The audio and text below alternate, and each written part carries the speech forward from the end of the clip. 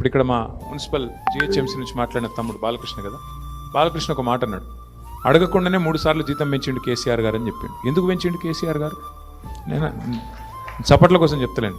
ఎందుకు పెంచిండు కేసీఆర్? గ్రామ పంచాయతీ పారిశుద్ధ్య కార్మికుల జీతం ఎందుకు పెంచిండు అడగకుండానే? మున్సిపల్ వర్కర్లది ఎందుకు పెంచిండు 2 సార్లు? జిహెచ్ఎంసీలో 3 సార్లు ఎందుకు పెంచిండు కేసీఆర్?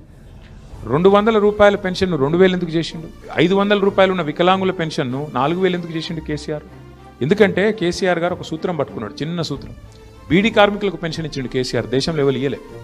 కమ్యూనిస్టులు రాష్ట్రం నడిపిన రాష్ట్రాల్లో కూడా, రాజ్యం నడిపిన రాష్ట్రాల్లో కూడా బీడీ కార్మికులకు పెన్షన్ ఇయ్యలే, ఒక కేసీఆర్ గారే ఇచ్చిండు. ఎందుకు ఇచ్చిండు?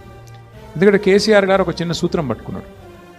ఆయన మా అందరికీ చెప్పేది ఏమంటే పదే పదే, ఓ ప్రభుత్వం యొక్క ప్రాథమిక కర్తవ్యం సమాజంలో అత్యంత బలహీనమైన, అత్యంత ఇబ్బందుల్లో ఉన్న వర్గం ఏదైతే ఉంటుందో వాళ్ళని కడుపులో పెట్టుకొని చూసుకొని వాళ్ళకు 3 పూటలు వాళ్ళ నోట్లకు బువ్వ పోయేటట్టు చూసుకుంటే అశాంతి చెలరేగదు, రెస్ట్లెస్నెస్ ఉండదు, సమాజంలో అసమానత రాదు.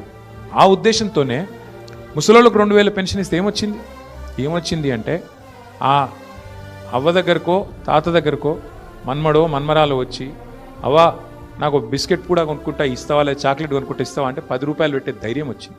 ఆ అవ్వ మీద గౌరవం పెరుగుతుంది, ఆ మానవీయ సంబంధం పెరుగుతుంది.